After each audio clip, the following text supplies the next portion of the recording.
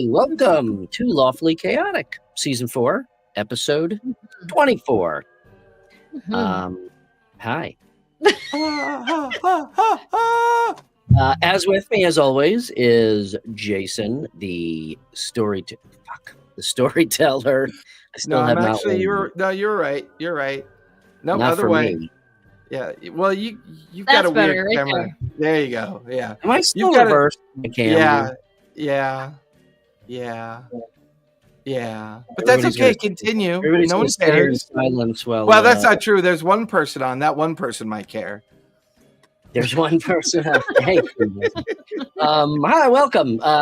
As with me always is Jason, the storyteller from TTRPG Academy, and Kristen from Kristen's Epic Adventures. Jazz hands. Kristen, jazz hands. I am Brian from RPG and Company, and we're here to talk about nothing important. Welcome. Thanks for joining. Thanks for watching in VOD after the fact, if you indeed are. Oh my God! You know what? You know what Brian deserves right now, Kristen. Do you want to know what Brian deserves? That's what you found the new sound. Round of applause. Yeah, that was not my stream deck. Now stream effects built in, or he, or we know how he really feels. Yeah, it's kind of more like it. Sorry, wait. There it is. There we go. Yeah. Valid these days. Yeah. Announcements. I got more of the same. Busy. And it is interfering with my. It's funny because I'm doing like a lot of my work now. Almost all is within the game community, which is awesome. That's fantastic. I do have one client. About time. Yeah, well, not all of it. I do have one client. There's a big chunk of work, which is a weed company, so that's not a bad thing either. So basically, it's all fun games for me right now. But a little too much fun. You know what? I'm actually going to save what I'm going to say, and that'll be my piece tonight. Because sometimes a lot of people. Is your weed company that you do business with? Are they called Fruit? By chance? No. Fruit. It's called True Leave. No, not Fruit. Those like, gummies? what are?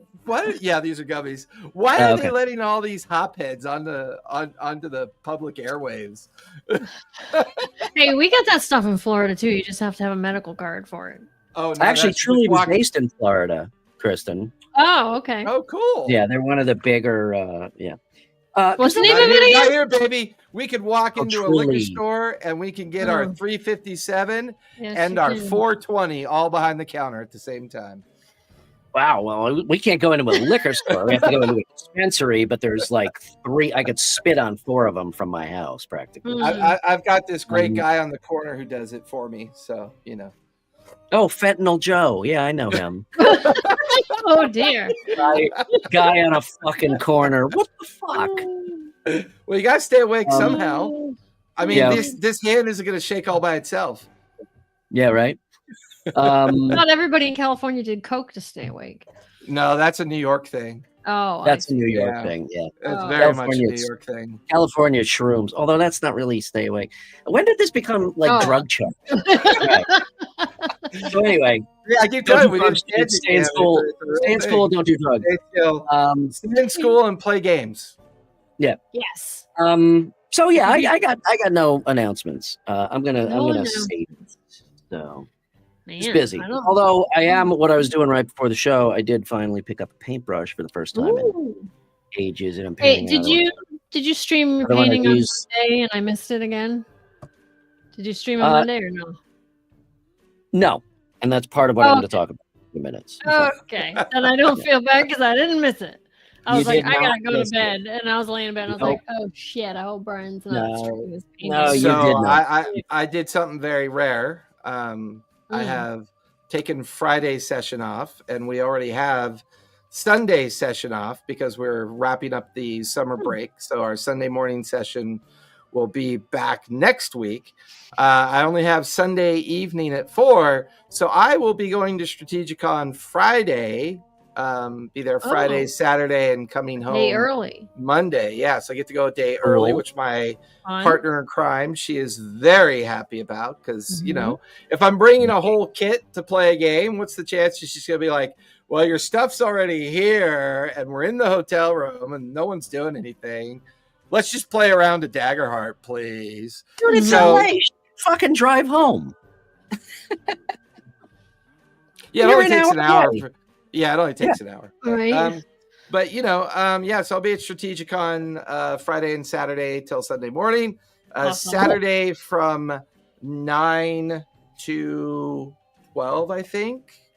I am Mhm. running a Daggerheart table. I've already got Nice. it sounds like the table's already full, so That's I do cool. not Sorry, I'm have having a to worry major about issue that. with my my water thing. Your water broke? But You my see wa- that? His water broke. I Oh, knew it's it. all- Wow. Get Guinness. His it's all on his my little printing his table. man opazzle water just broke. That explains Yeah. everything. That would explain everything. If only. I'm still undecided on PAX Oops, forgot Unplugged. to turn our chat on. Boom, there we go. I Right. I did And we have book to a repeat everything hotel that room shows up. for For PAX Unplugged. PAX, that's right, yeah. I have the hotel, but only because that you can cancel up to 48 hours before. So I'm still kind of on the fence. And I put in the time off request from work, which I got approved because that can also be canceled if I need to and I'll get the time back. I just I haven't bought yeah, the badge you can cancel or it. I thought for a second there, my brain was like, they could cancel your time off? That's fucking lame. no, I can cancel it if I need to and get Okay, all the PTO gotcha. back. Gotcha. So I'm still on the fence on that one. We'll see. I kind of want to go because I want to go to the Glass Cannon show again because they were so good at Gen Con. And I'm debating on getting one of the VIP tickets because you get to hang out with them for like an hour before the show. You may not want to meet your heroes. You know how that goes. Maybe, who knows? I mean, they could all be back You behind the realize that it's scenes. you Hopefully and find that out by actually meeting them. That's true. You do realize that that's you and another 1,000 other people that are meeting them. Yep. Nah, Not that many. 1,000? Not 1,000. They don't even get No. 1,000 at the show, I don't think. Yeah, they Show's get like around. 100. Yeah, they get around between 500 and 800, depending on which show they're at. Right. So- And they do a PAX? limited number of VIP tickets. No, so- not PAX itself. She's gonna go see Glass Cannon, so she wants to get a VIP ticket to see Glass VIP Cannon. ticket before the Glass Cannon show. Gotcha. I'm tracking you now. Are you picking up what I'm putting down? Clearly Aye. not. You here? Are you here, Brian? You guys can tell I'm off. I apologize. No, it's just- All right, well, let's get into it. I'll tell you why I'm. Okay. What's the matter? What's the matter, Brian? Tell us all about it. Anyway, Wait, hold so on. Let me get my Care Bear. Where's my Care Bear? You have a Really? Care Bear? Um, I No, think I've he got a just maybe he just Yoda. needs a hug. I do have a Meeseeks from Rick and Morty over there on the shelf, but that's about as Okay. close as I can get. hey, where would I be without Jason's empathetic mocking? I'd be lost, right? All of that all is about it. self-contained up inside So- of this cranial cavern up here. Yeah. So here's the thing. What are we talking about? Why you're upset? Oh yeah, why my fucking brain isn't working.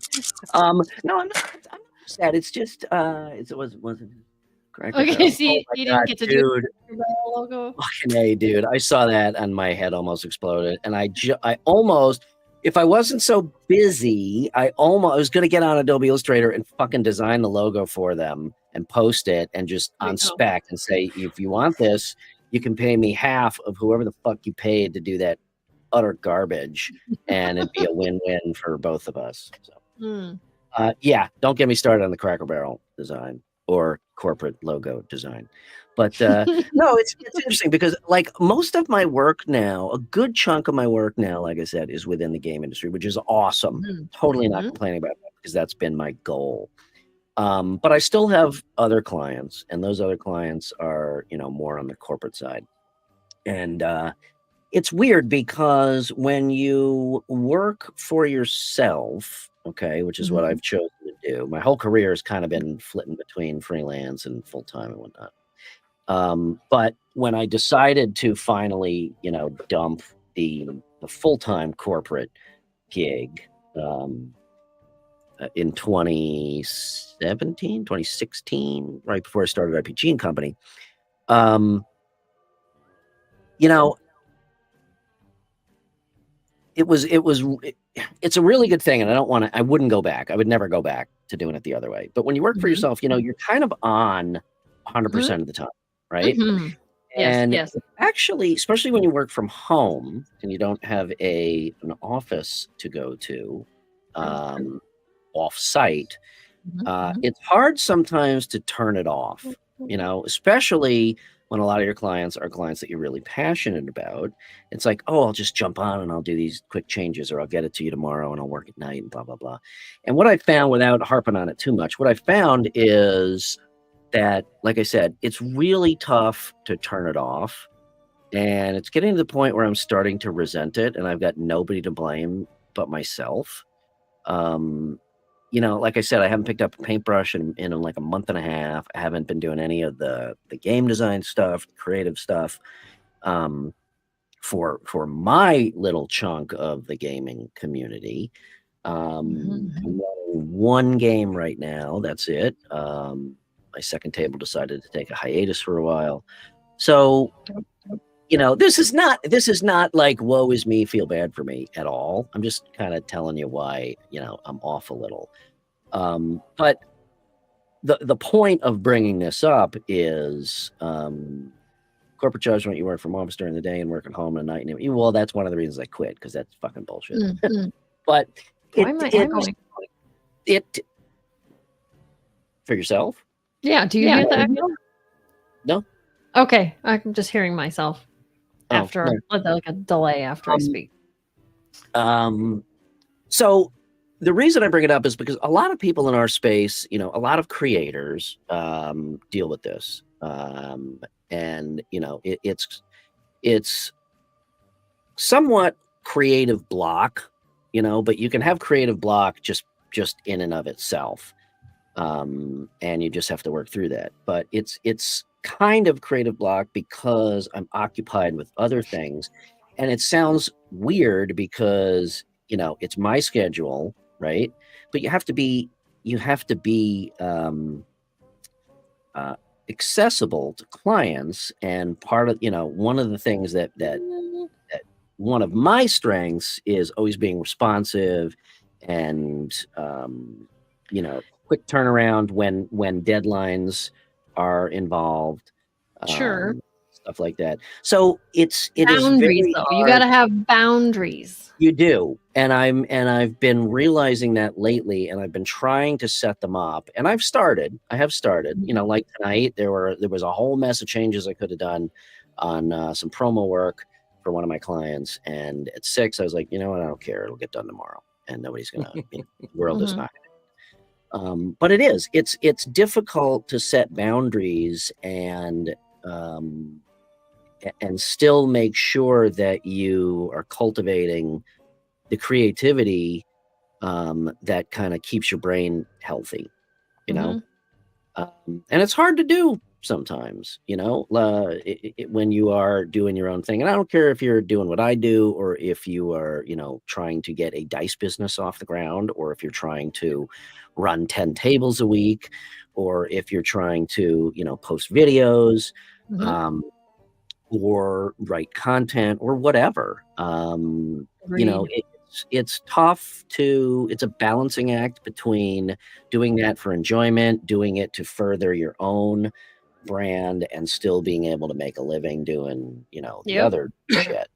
For sure. So anyway, it's just something I've been struggling with lately. A lot of people, like I said, a lot of people in our space do struggle with it. If you do, it's hard not to, but you can't get down on yourself. You can't dwell on it. And you just have to give yourself permission. And it's funny because I've started using that term ever since I did make. Is giving yourself permission, not just saying, oh, I'm going to change this, or I'm going to change my habit, or I'm going to work on, this or that, or, a New Year's resolution, or whatever the fuck it is. There's a distinct difference in my mind. And I've I've been using that term over the past few years, and especially within this year, even with some people that I've been talking to in terms of brand strategy and stuff like that, is giving yourself permission to make changes and not feel guilty about it. That's what giving yourself permission is about. Not just saying, "Oh, I'm going to do this," but still have baggage involved. But look at the facts, look at where you are, look at what makes you happy, look at what you need to do, what you want to do, and how you can balance that. And like I said, give yourself permission to make those changes, and it kind of takes a weight off. It takes some of that either guilt or some of the stress or some of the weight off your shoulders. Right. And I found that approaching it from that mindset of giving yourself permission to do that and be okay with it is kind of like opening up a door a little bit. So just something I've been dealing with lately. I know a lot of us do. Yeah, I have the same problem in regards to creativity. My DM door is always open. Yeah, that's it. That's as my far portion. as like making YouTube videos and stuff. I enjoy making the videos, but a lot of times, like, I have a hard time just like sitting on the couch, chilling, watching a movie, because I'll be like, oh, I should be doing this, I should be doing that. I could be making a video right now instead. I could get ahead on videos so I don't have to make one next weekend. Yeah. And then I'll beat myself up for not. But then I'll also be like, well, you know what? Screw it. I deserve to sit here and just watch a movie if I want to, and I can do that later. But then you feel guilty for doing that because all this other stuff is flying around in your head. Right. Because there's no schedule for that stuff, really. I'm the one in charge of getting it done. So every spare second, I feel like I should be working on it. Right. And a lot of times, if you got enough things, I could be doing this, could be doing this, could be doing this, and you want to do something, but you just can't get that creative focus, then you do end up sitting on the couch, but not enjoying it. It's just like, well, shit, now it's paralysis through lack of motivation. Yes. I didn't even enjoy the movie that I just sat on the couch to watch. Right. Last weekend, I was like, I'm going to make my video on Saturday so I can put it up on Sunday. And then Saturday came around and I was like, I don't feel like making my video today. You know what? I'm going to make it tomorrow morning. And then I was like, oh, I have a game tomorrow morning. Oh, that's okay. The game's over by 12 and I don't have to put the video up till 4. So I'll do it between 12 and 4. And then I'm rushing around between 12 and 4 doing it. And I'm like, why did I do this to myself? I should have just done it yesterday. Welcome to Lawfully Chaotic. This is what we're but I still got it done. So anyway, like I said, that's kind of where my head has been at. If you notice my Instagram feed, it's been clips from the show, but there hasn't been much else on there lately. And like I said, I'm starting to feel guilty about that. I'm starting to resent that. So that's why, yes, it's all about setting boundaries and a proper work day, unless I really actually want to do some work. Like I'm working on a logo for Ivan. That to me, I did some of that work last night. That's relaxing and fun, so that, to me, that's the same as sitting down and working on a mini. But there are times where you just got to be like, look, I'm done. But just like I left the office, as if I left an office. I'm done. I'm home. Fuck it. Yeah. True. Anyway, so that's why my feed's been a little bit light, but I need to kind of switch gears and dive back into the creativity. So that's it. Next. Yeah, I think when our Sunday game starts back up next week, you'll get a little bit of that headspace back. I think so, yeah. And that's another thing. I've skipped our game a lot of weeks in a row because it's summer in Chicago and you don't squander summer in Chicago. But that too, like, yeah, I feel like it's funny, even though I'm working on all this shit, I actually feel a little bit more disconnected from the game right now because I'm playing less, I've been DMing less, and I've been creating less directly for the game the way I want to. So Yeah, playing helps Well, for sure. I think. yeah, I mean, you just got to get back in that headspace. You'll find it. Oh, I know. I'll You'll find it again. Yeah, know? I go. Yeah. One of my tables is off for like a month, and then the other one will be off the month of October. And then I was supposed to play in a game Tuesday night, and I couldn't because I'm still having problems with my roof. And As in, someone took your roof. By the way, I wasn't laughing at you. I was just laughing at 3 Miles comment. I just actually saw it. Jason is an anomaly. I mean, when you're a fucking Android, downtime doesn't matter. You just charge. This is true. I just plug into a USB port and I'm good to go. Yeah. There you go. Now you are a prodigy when it comes to time management and multitasking. I'll give you that. Yeah, I would agree with you only because it's one of the things that bothers me most about me is that I can't let go of time. Mm-hmm. And see, that's kind of what I'm talking about. Even like it's always there when you're creative. I think it's a creative thing. It's a little different for me. I calculate the value of time constantly.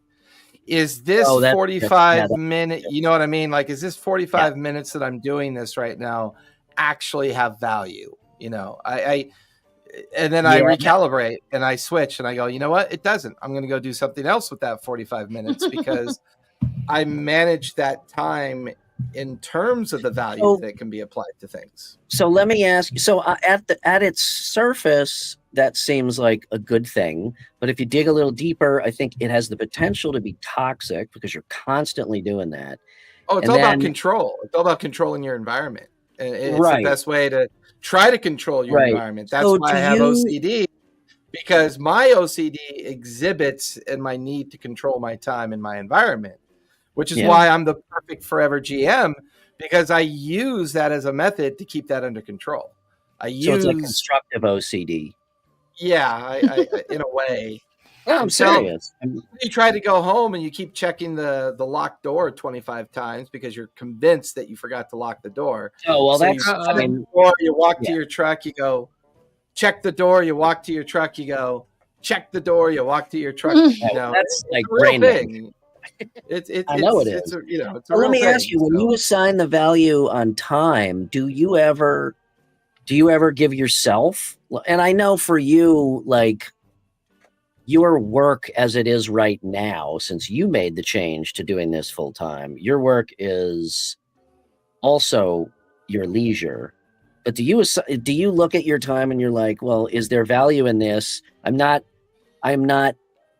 accomplishing anything tangible, but I'm giving myself that mental break and relaxing and whatnot. It's that horrible feeling that when you're out shopping and you're like, I could either buy that or I can buy a Starbucks for 12 days.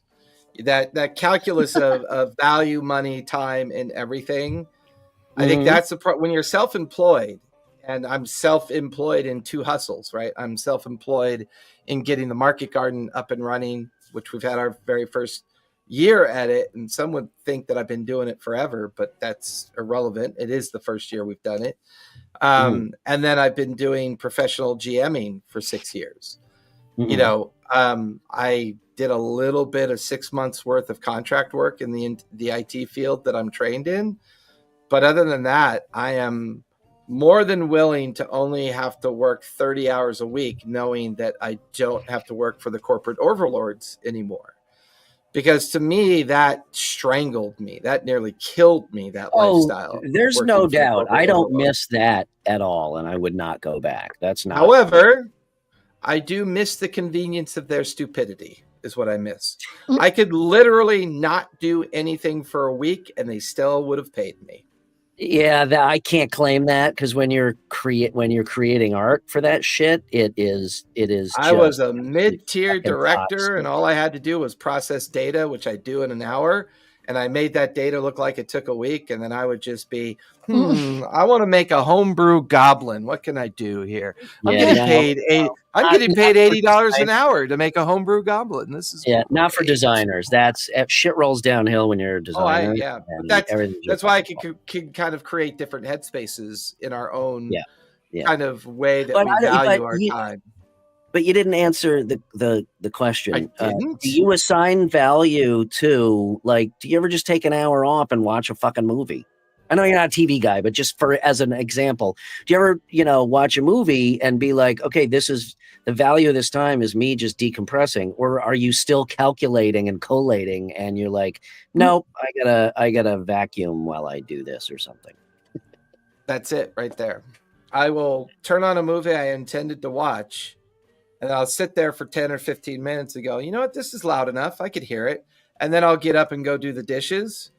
Right. And then I'll the movie's looking good. You know what? The floor looks terrible. I'm going to clean up the floors. Yeah, I have to make myself go somewhere where I can't do that. Like I either have to go to the movie theater or I'll go to an art museum or something where that is the only thing I can do at the time. The closest I get to that feeling, Kristen, is when I go out to the garden.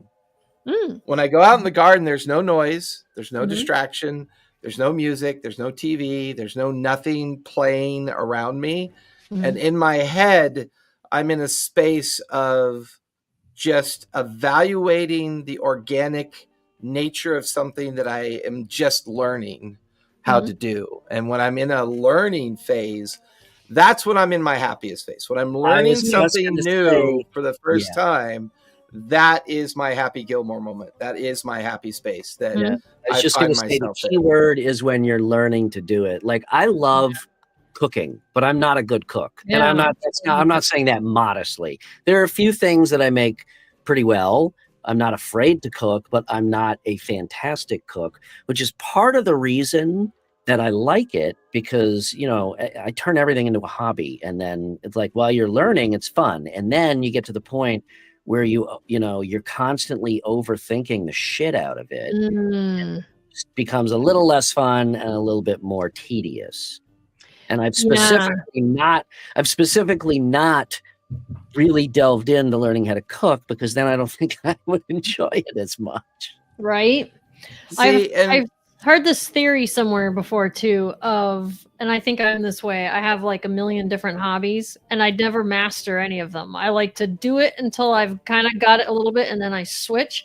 And I have heard therapists say that that's a dopamine hit thing. It's fun and exciting. You get the dopamine from learning something new and exciting in the beginning. And then once the dopamine kind of wears off from it, you put it down, you look for something else because you want another dopamine hit. Yeah, you want that high. You want that creative high. I've got a lot of hobbies and I've become very good at a few of them. Have I mastered any of them? I don't know. So I'm somewhat along those lines, but not. Yeah. Which I think is why I also sometimes I like learning new RPGs more than I like playing one that I've been playing for a long time. I get to a point where I get bored with the system because we've been playing it for too long, or especially if my character doesn't level up often enough, right? I get bored because I need some kind of dopamine hit change. And I'll just be like, I don't want to play this anymore. We've been playing this for a while. I want to learn a different game. And that brings us full circle back to drugs. Is that what I need to do? Play my game on drugs instead. Well, I think that kind of brings us back to the subject I'd like to talk about. I don't know if you guys have been watching, reading, or digesting the amount of content that's been released around Campaign 4 for Critical Role. I don't know if you watched the Fireside. Yeah. There's the Fireside chat between Matt and Brendan. I tried, and I don't like Brendan. I couldn't watch it. So what's interesting is in the Fireside chat, very nice person, I'm sure. In the Fireside chat, Matt asks Brendan, "Why did we pick D&D?" Oh, okay. He asked the question, and Brendan answers it. Okay, what do you say? He basically said it's a familiar tool set. More people have played it. More people are comfortable with it. And it just made sense for the way that the tables are going to run with a kind of West March theme involved in the tables. So all these pundits out there, talk show people in the gamer space are like, we're never going to know why they did it. You just got to have an opinion and you just never know why. And I'm like, no, you know why they did it? Because Matt asked Brendan and he answered. So we know why they did it.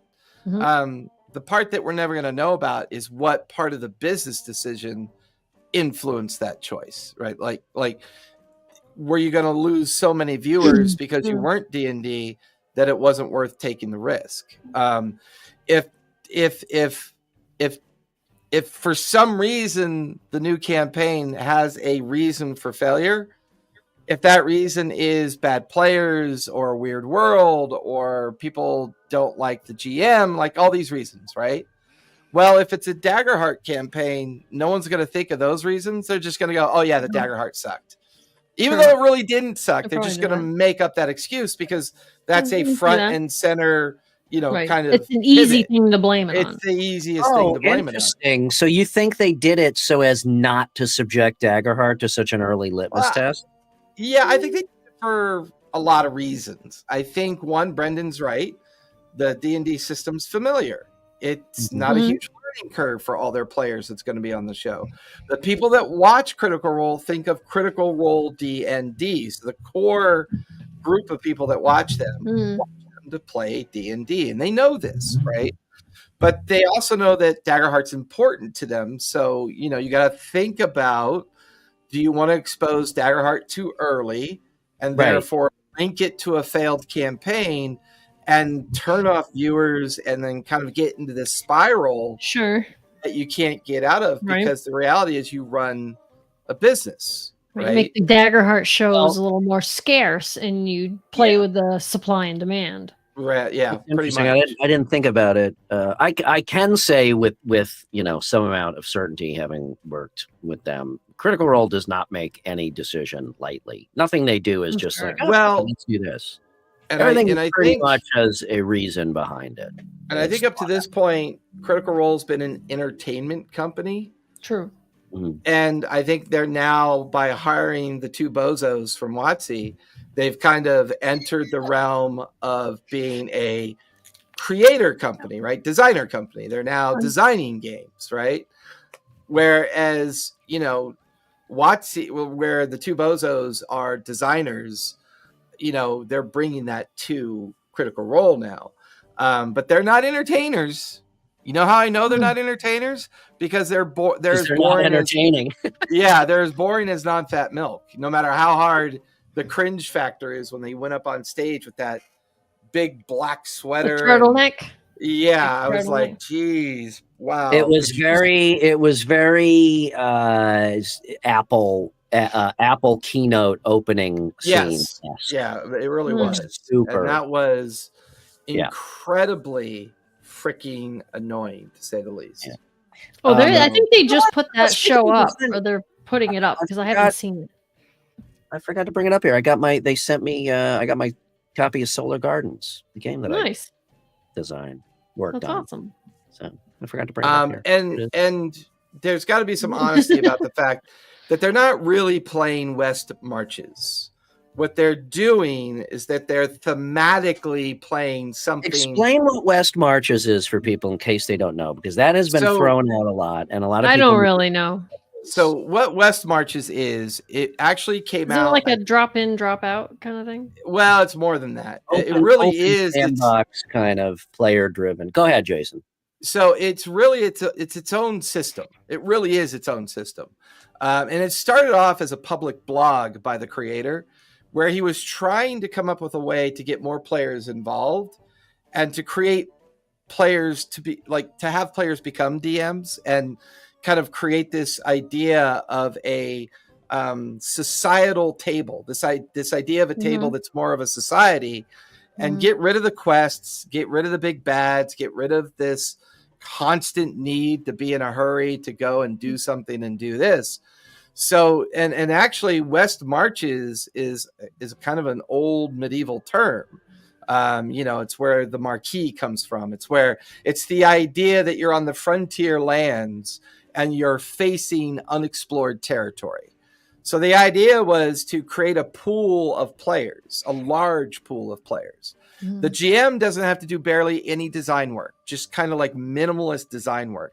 And it's the players that tell the story. The players come and show up for an unannounced session, and that session just kind of unfolds organically with the GM kind of either being the established GM or one of the players decides to be a GM. And these players collude with each other. And, it's all about the loot and the exploration. And when you do explore something, it's kind of about what do you turn it into now that you're in control of something that you've discovered on these frontier borders. So it's all about letting the minutia and the very fine-grained detail of the game kind of drain into the background. With West Marches, it's about how to just create this societal group of 50, 100 people, And if you really think about it, if you go back to the early 70s when the original D&D was released in the little yellow books, the opening rule set says to play this game, you need at least one referee. That's what they referred to GMs. They weren't even GMs yet. They were referees. And it's designed for 4 to 50 people to play. I think I'm getting feedback off you, Brian. And I'm getting a dog. I don't have a dog, so it's not me. Downstairs, but there's no feedback. I didn't touch anything, so yeah, it was weird. I was getting a little bit of feedback, but that's fine.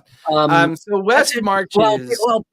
Well, that's because the 4 to 50s, because they started as wargamers, tabletop wargamers, as well. So that was I think the 4 to 50 player design description was because they were playing a game very similar to what West Marches is. Well, right.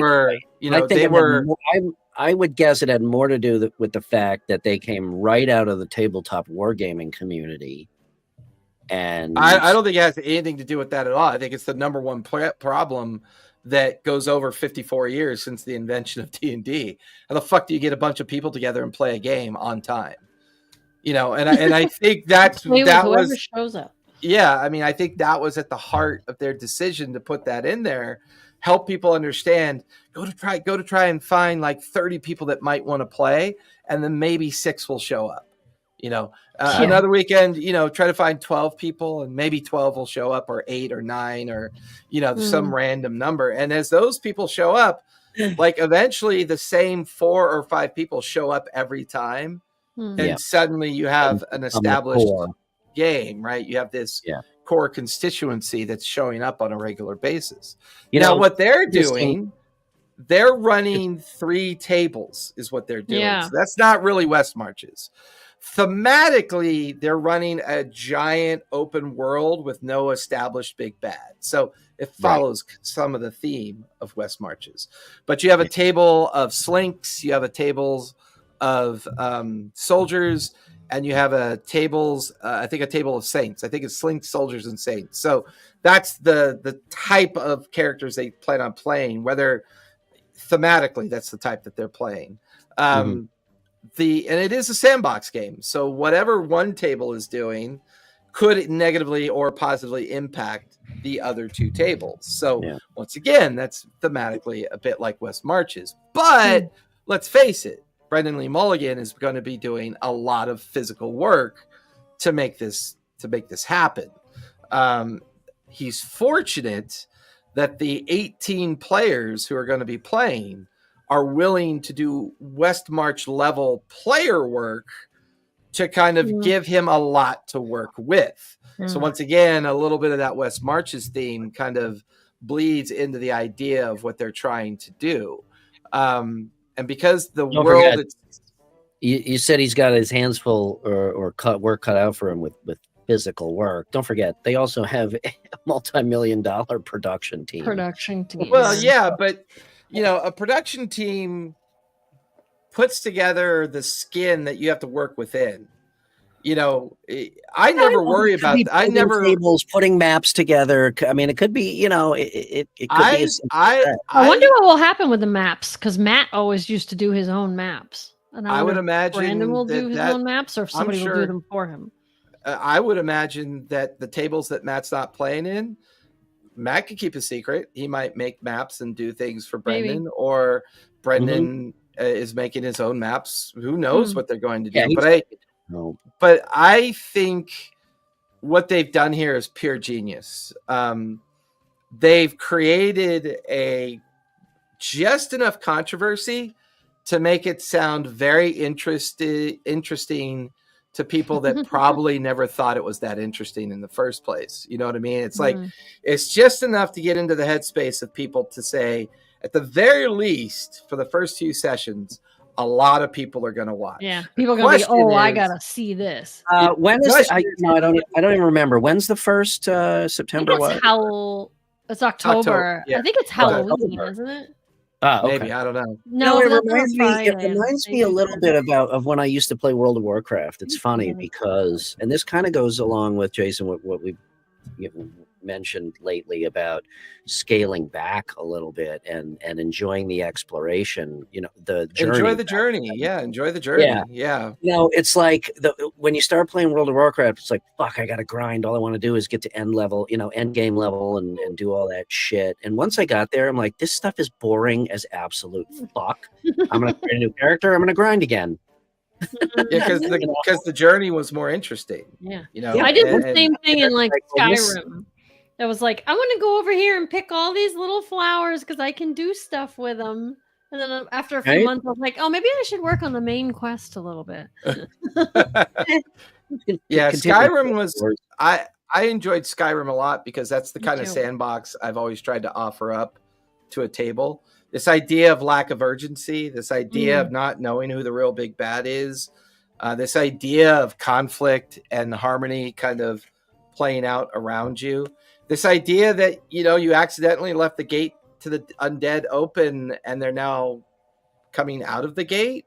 I don't live here, so we're just going to keep going. It's like I still got the jewel, this really expensive jewel. Oh, fuck, did I leave the gate open? Did I not leave the gate open? Whatever. I've got the gem, I've got the loot. I'm good.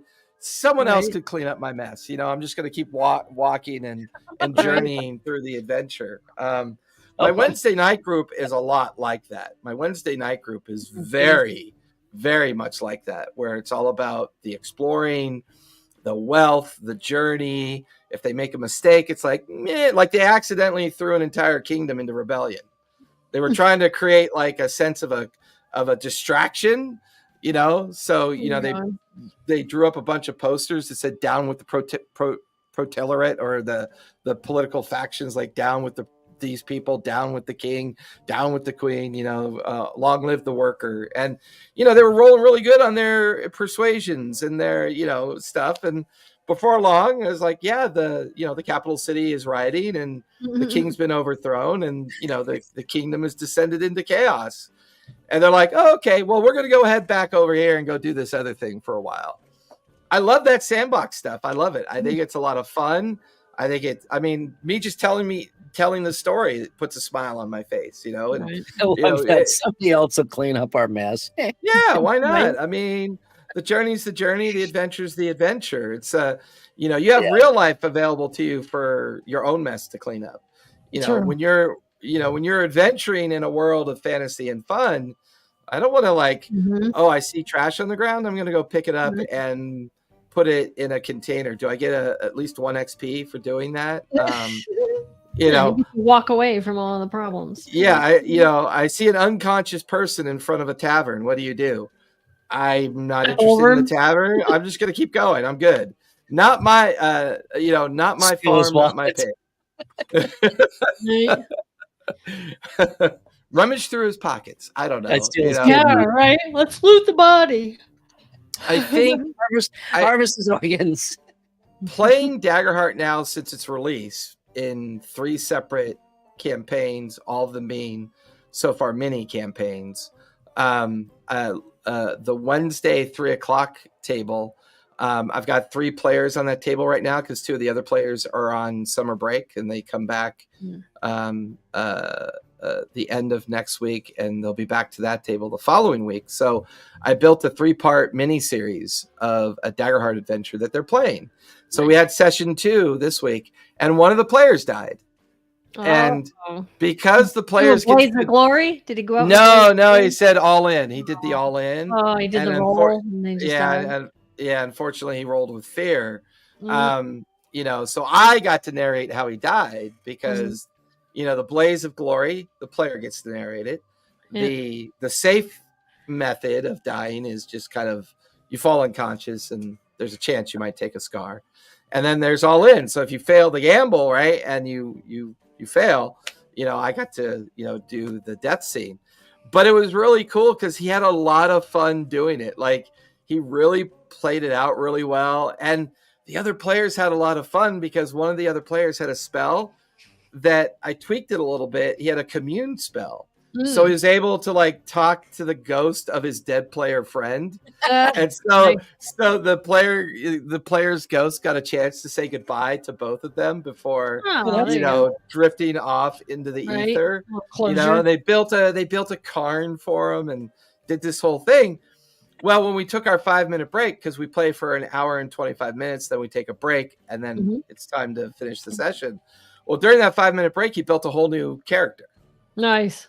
And so it was, and within like minutes, the new character was in play because they were in a goblin hideout, and they found this large giant of a person. So giant is a lineage in the game.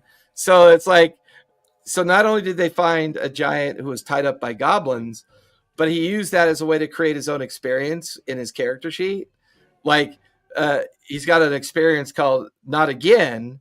And the Not Again is he finds himself constantly paranoid that he's going to be tied up by goblins. Oh, geez. So might look like a goblin. He just goes out of control, and, and it is not ready for long form yet. I could say with an absolute certainty. Yeah. The Daggerheart is not I have heard that for long form yet. However, it is the perfect system for an anthology. It's a perfect system for short stories and 20-part series, a 5-part series, a 10-part series. It's also a great system for converting OSR modules, which is what I did for them. Is I converted an OSR module for Daggerheart. I figured, you know what? I'm going to challenge myself. I'm going to run a module. I very rarely ever run modules. So I took a module that was designed for levels 3 to 5, or 3 to 5, converted it, with the adversary system and the framework system, and converted it kind of quickly into a Daggerheart thing. But I ran it a little bit West Marchy with the theme where the world didn't matter, the kingdom didn't matter. They were just in this frontier town that was having a problem, and it was all about solving that particular problem. And they've been having a blast. They've been having an absolute blast playing it. Nice. I think that's another reason I'm excited about it too, because I don't really I'm kind of tired of the long Same. campaigns. Things that go like more than a year. I'd even rather have a stable of like 3 to 5 characters of my own, and it's just like, play this one. I think when we talk about the Sunday campaign, Bri, I think we're going to probably discuss doing that, because one of the things I like about that method is it allows you to build all of these different characters, and they can all know each other, but they allow you to rotate in and out of them. We call them APCs, alternate player characters. This idea where you build these alternate characters that are familiar with your world, familiar with the idea of the campaign, but in an open sandbox world, maybe when you solve a particular problem somewhere in the world, it feels like a point of conclusion at that point. And you might say, great, let's all pull out these other characters who are going to be in another part of this world, and then they're going to play for a little while. So while you played, a monk, a monk for like 15 sessions, now you get to play, a wizard for another 10 or 15 sessions, if that's as long as it takes, or until the players themselves look at the GM and go, you know what, we're ready for our alternate player characters. It feels like a good time to say that these characters have kind of finished their own little arc, and they could have some time dilation while these other characters are playing out in the world, So I think I like that style. I've been playing that way with 2 of my campaigns now for almost a year, and it's a lot of fun. There's a lot of creativity. There's a lot that the players do for their creativity. I like it. I like it a lot, and I think it, on top of using the system that gets rid of spell slots, using the 4 AP system. It just feels like D&D, but better. Like it just feels better for some reason. I don't know. I know Blades in the Dark, and because I'm doing a Scum and Villainy game, which is Blades in the Dark in space. We have, and not that all the characters swap in and out at a time, but it's very common to have a secondary character, and just the action of indulging in your vice, which you use to relieve stress. If you overindulge, one of the options for that is to have your character go away for a couple weeks and you play your backup character. Yeah, I love You that. know? Yeah, Your characters in rehab. Yeah. Well, and since what their vice was, and since we're using the spellcasting system from Shadow Dark, you have to successfully roll dice to cast your spell. Well, if it fails, you then have to roll on the wild dice, the wild magic table, which I custom built just for the Monday game. And they're spending a lot more time hoping their cast fails just to see what cool shit happens. Right. Because it's a scalable list. Like on the low side, it's very bad. And on the high side, it's very good. So if you roll a 0-1-4, like if you roll a 1 through a 4, it's pretty bad. Basically, it's an arcane explosion, that goes off. And anyone within my favorite 30... mechanic in D&D is wild magic table. Yeah, it's so much fun. It is. It's a lot of fun. Still allows you to roll on a table. Still allows you to have threats.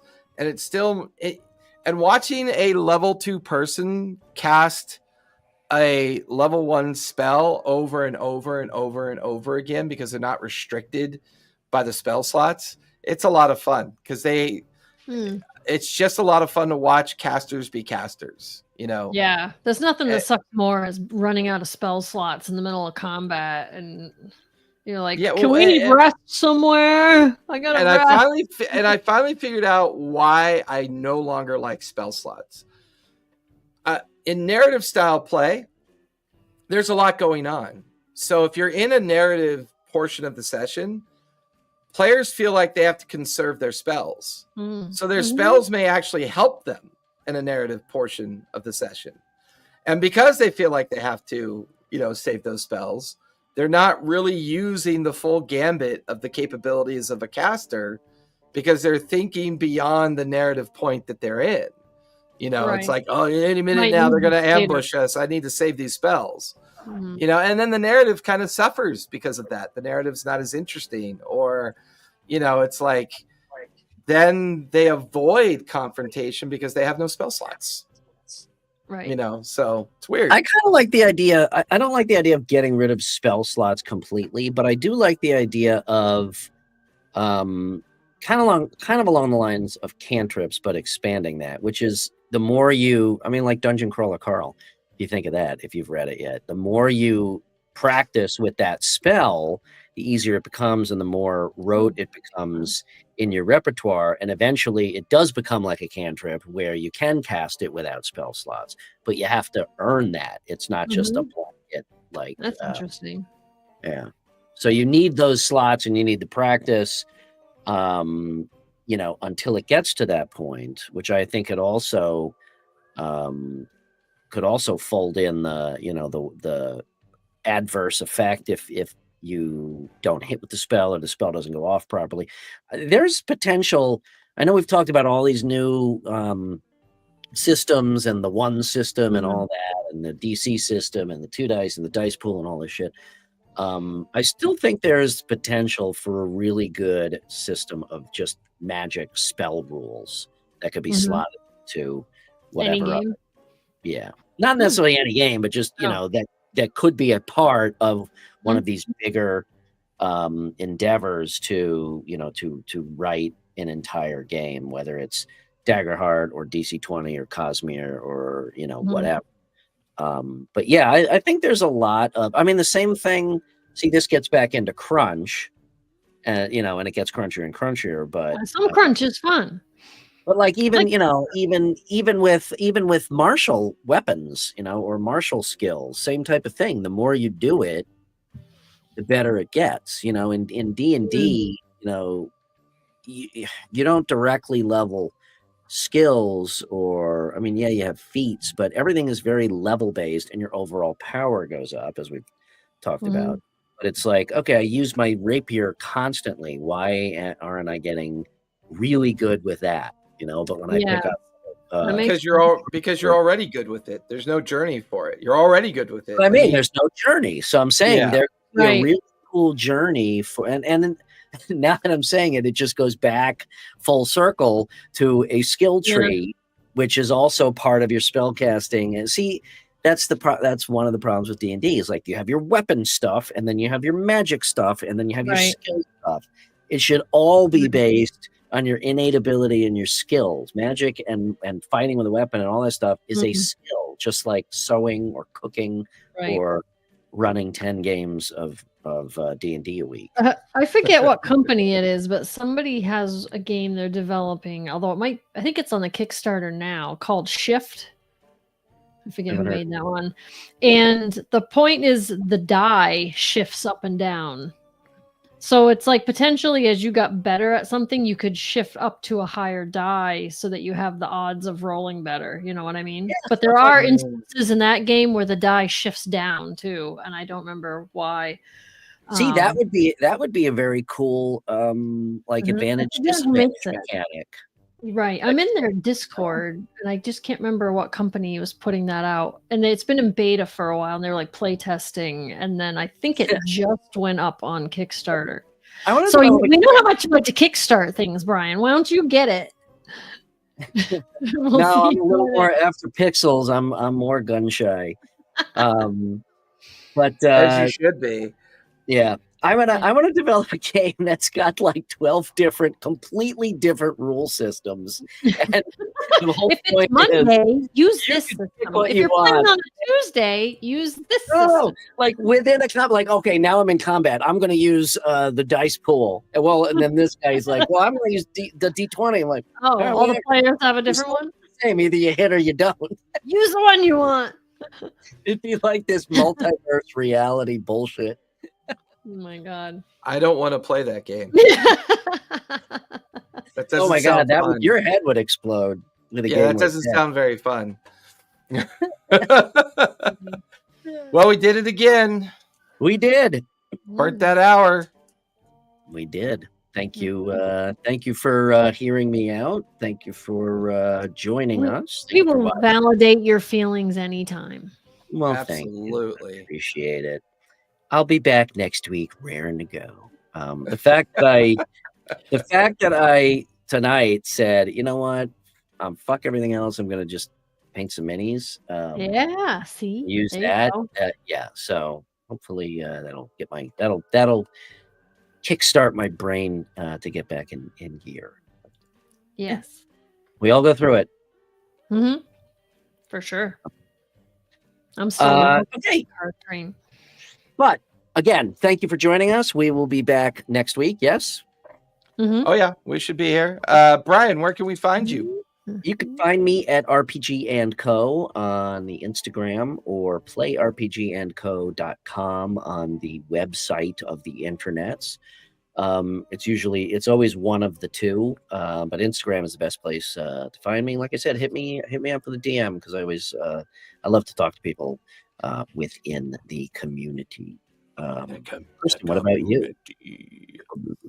Kristen, where can we find you? You can find me at Kristen's Epic Adventures, either on YouTube or on the TikToks while TikTok is still around. If it goes away, then you're going to have to head over to YouTube. Still in English before it changes over to Chinese. Jason, where can we find you? You can find me over at ttrpgacademy.life or head on over to Linktree, TTRPG Academy. Do not bother with my socials unless you just want to look at a sad old man do nothing for months at a time, because I just am terrible at social media. Other than that, hey, Brian, tell a story. Play a game. Be kind. Good night, everybody. Bye. Thanks for joining us.